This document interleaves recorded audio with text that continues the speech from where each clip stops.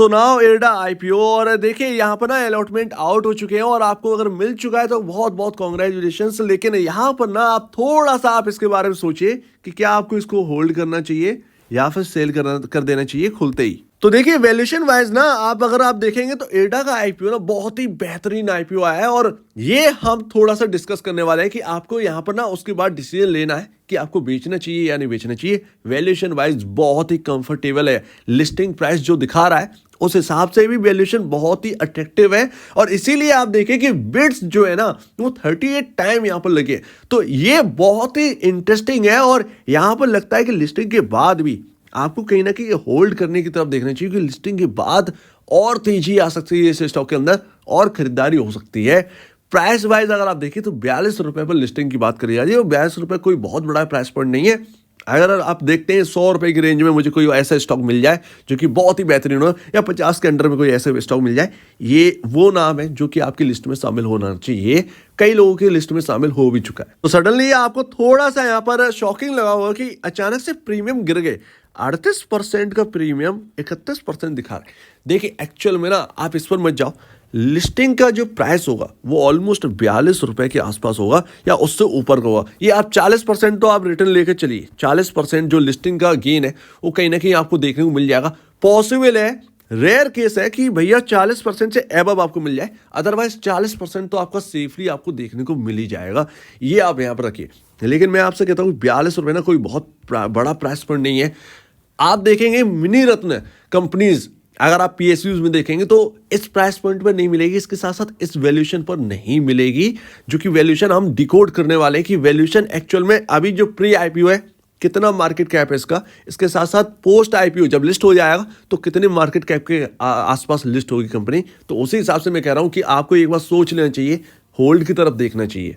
और सब्सक्रिप्शन देखिए लगातार टाटा टेक की वजह से इस पर कुछ भी नहीं होने वाला। एर्डा ये फेल हो जाएंगे, फ्लेयर राइटिंग जो आईपीओ है वो भी फेल हो जाएगा। आपका यहाँ पर फेडबैंक का एक थोड़ा सा अलग सीन है, क्योंकि एनबीएफसीज पर जो एक मार पड़ी है आरबीआई की तरफ से, उसकी वजह से फेडबैंक का आईपीओ जो है ना वो कहीं ना कहीं फ्लॉप होता हुआ नजर आ रहा है। इसके साथ साथ उसकी खुद की जो वैल्यूएशंस है अभी प्री आईपीओ वैल्यूएशंस कहीं ना कहीं महंगी दिख रही हैं, सो दैट उसकी वजह से ना फेडबैंक का आईपीओ जो है ना वो उसके अंदर कुछ दिख नहीं रहा है। बट अगर आप देखेंगे तो टाटा टेक के आगे लग नहीं रहा था, टाटा टेक में लग रहा था कि 300 गुना आईपीओ बढ़ जाएगा, 300 गुना आईपीओ बढ़ जाएगा, और ऐसा मार्केट के अंदर हो भी चुका है। ऐसा नहीं है कि इसके अंदर टाटा टेक का आईपीओ पहला ऐसा होता, नहीं ऐसा नहीं है। 300 गुना आपका भरा था, ऑलमोस्ट लेटेंट व्यू कुछ 150 से 300 गुना के आसपास आईपीओ भर चुका था।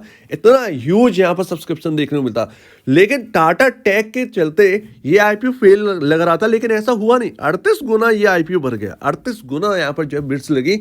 और यही आप देखिए टाटा टेक का कोई बहुत बड़ा यहाँ पर जो है ना बिड्स लगती हुई नजर नहीं आई, 68 टाइम के आसपास है ऑलमोस्ट। तो कोई बहुत बड़ा यहाँ पर ना कोई बहुत बड़ा सब्सक्रिप्शन आपको देखने को नहीं मिलेगा।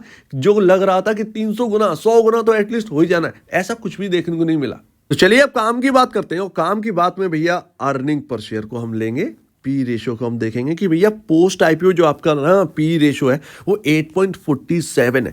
लिस्टिंग के बाद आपका पी रेशो कितना होगा, ये सारी चीजें कैलकुलेट करके रख लेते हैं ताकि अपने को आगे कोई सोचना ना पड़े, कैलकुलेट ना करना पड़े। ठीक है, यहां पर सबसे पहले मैं आपको दिखाऊंगा नंबर ऑफ शेयर्स जो कि सरकार ओन करती है। और एक बात और ध्यान रखिए कि यहां पर ना 100% गवर्नमेंट ओन करती है। लिस्टिंग के बाद यानी जो हिस्सा बेच रहा है वो 25% बेच रहे हैं, यानी लिस्टिंग के बाद जो गवर्नमेंट के पास बचेगा वो 75% होल्ड करते हुए नजर आएगी गवर्नमेंट। तो आरएचपी के अंदर अगर आप देखेंगे तो प्रमोटर होल्डिंग जो है वो दिखेगी, प्रेसिडेंट ऑफ इंडिया हमारे होल्ड कर रहे हैं 228 crore 46 lakh shares, round figure में 228 करोड़ 50 लाख मान लेते हैं, कैलकुलेशन में आसानी हो जाएगी। ठीक है, यहाँ पे 100%। अब यहां पर कैलकुलेट करते हैं इस हिसाब से, जो मार्केट कैप है प्री आईपीओ जो मार्केट कैप है तो 32 रुपए हाईएस्ट प्राइस है, मल्टीप्लाई कर दीजिए 228.50 में, आपका ऑलमोस्ट मार्केट कैप निकलेगा 7,312 करोड़ रुपए, यानी 7,312 करोड़ रुपए। अगर आप देखेंगे पीएसयूज के लिहाज से इतने महंगे हो चुके हैं पीएसयूज, उनके कंपैरिजन एर्डा का आईपीओ प्री आईपीओ वैल्यूएशन बहुत बहुत बहुत सस्ती है। ऐसा नहीं है कि एर्डा जो है वो कोई बहुत ही सिमिलर कंपनी है, बहुत ही यूनिक एनबीएफसी है। जैसे कि आपका IRFC वो सिर्फ रेलवे को कैटर करता है, आप इरडा को देखेंगे तो वो रिन्यूएबल एनर्जी को सिर्फ करते हैं। एनबीएफसी बहुत सारी हैं बट ये डिफरेंट एनबीएफसी है, और एक तो PSU एनबीएफसी है, और इनको 29 तारीख को मिनी रत्न का शायद दर्जा मिल जाएगा, अपग्रेड हो जाएंगी। तो इनका बताया जा रहा कि और ज़्यादा पोर्टफोलियो और ज़्यादा इंक्रीज होगा, और ज़्यादा इनको बेनिफिट्स जो है वो मिलने वाले हैं गवर्नमेंट से। तो प्री IPO वैल्यूएशन 7,312 करोड़, ठीक है। जब ये लिस्ट होगा तो यहाँ पर आपका जो आपका 32 रुपये आपका प्राइस है, 10 रुपये का प्रीमियम मिल रहा है, 42 रुपये का बताया जा रहा है। इस हिसाब से आपका जो है मल्टीप्लाई कर दीजिए 228.50 में, तो आपका मिलेगा कुछ 9,597 करोड़ का मार्केट कैप। लिस्टिंग के बाद आपका अगर 42 रुपये में लिस्ट होता है तो आपका मार्केट कैप 9,597 करोड़ है, जो कि ऑलमोस्ट मैं ठीक हूँ। और यहाँ पर अगर आपको कुछ भी प्रॉब्लम लग रही है तो प्लीज़ कमेंट सेक्शन में कह दीजिएगा। तो 9,597 करोड़ का मार्केट कैप के साथ लिस्ट होगी। 42 रुपये पर अगर प्राइस यहाँ पर जो है ना लिस्ट होता है, अगर इससे ऊपर होगा तो मार्केट कैप और इंक्रीज होगा, यानी कोई बहुत बड़ी बढ़त नहीं दिख रही है।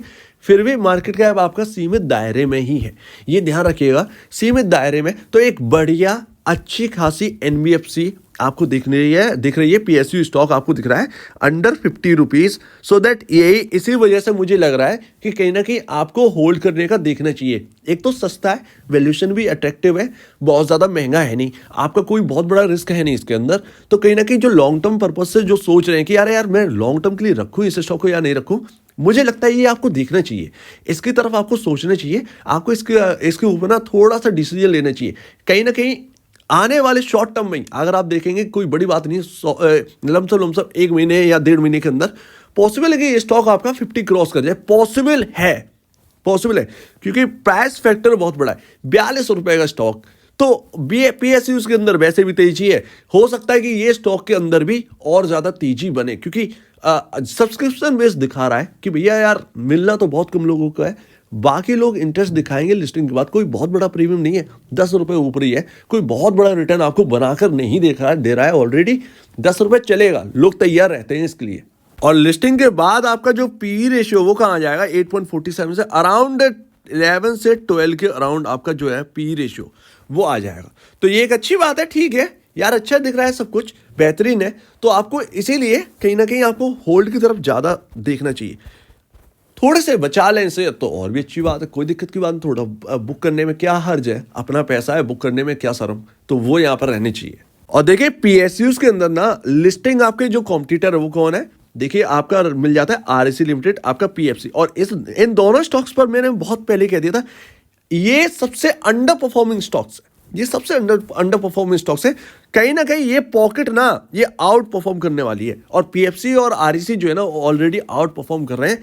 कहीं ना कहीं ये PSUs के अंदर बहुत अच्छे स्टॉक्स हैं जो कि आगे के लिए एक तो डिविडेंड भर कर देते हैं। आपका स्टॉक चले ना चले, आपको यहाँ पर डिविडेंड मिलना है अच्छा खासा, तो उसमें ना 10 से 15% का एक रिटर्न आपका REC PFC से निकल कर आ जाता है। लेकिन इरडा का ना आप ध्यान रखिएगा, इरडा एक अलग ही वैल्यू रखेगा कहीं ना कहीं इनके कंपैरिजन भी। बहुत छोटी वैल्यूएशन होने के हिसाब से ये थोड़ा सा अलग मन रखेगा इन्वेस्टर्स के लिए, ये ध्यान रखिए। REC PFC जैसा कहीं ना कहीं आपको रोल ना देखने को मिले, ये थोड़ा सा आउट परफॉर्म इनके कंपैरिजन ज्यादा करता हुआ नजर आ सकता है। प्राइस भी है अच्छा, वैल्यूएशन भी अच्छा, वही बात आ जाती है कि यार यहाँ पर ना सब कुछ एक डिफरेंट ही मिल रहा है, और NBFC में बहुत ही यूनिक काम मिल रहा है, तो वो यहाँ पर पॉसिबिलिटी है। सो आप इरडा की तरफ देखिए कहीं ना कहीं, और आप सोचिए कि आपको होल्ड करना चाहिए या फिर सेल कर देना चाहिए। अब किसी ने लगाई है सिर्फ लिस्टिंग प्रीमियम के लिए तो वो सेल करके निकले, लेकिन होल्ड करने में कोई बुराई नजर नहीं आती। एक बार आपका जो ब्रोकर है या एडवाइजर है उससे आप इसके बारे में पूछ लीजिए, समझ लीजिए, और उसके बाद डिसीजन बना लीजिए, क्योंकि एक बार मार्केट ओपन होगा, हो सकता है कि मंडे को मार्केट बंद है, ट्यूसडे या वेडनेसडे को आपको लिस्टिंग मिल जाए, देखने को मिल जाए, क्योंकि अलॉटमेंट जल्दी हो गया। अब तो 3 दिन के अंदर अंदर लिस्टिंग का वो कुछ है, और 3 से 5 दिन के अंदर आप ये समझिए, तो पॉसिबल है कि आप ट्यूसडे या वेडनेसडे को आपको देखने को मिल जाए, पॉसिबल सरप्राइज तो ये देखने को मिल जाए। सो उम्मीद है आप इस बात को समझेंगे, आप समझ गए होंगे कि वैल्यूएशंस कहाँ अट्रैक्टिव दिख रहे हैं, कैसे अट्रैक्टिव दिख रहे हैं, और क्यों हमें कुछ रीजन है हमारे होल्ड करने के, क्यों करना चाहिए। तो आप क्या कहना है इसके ऊपर कमेंट सेक्शन में कहिएगा, और अब दीजिए मुझे अपनी देखने के लिए बहुत धन्यवाद दोस्तों।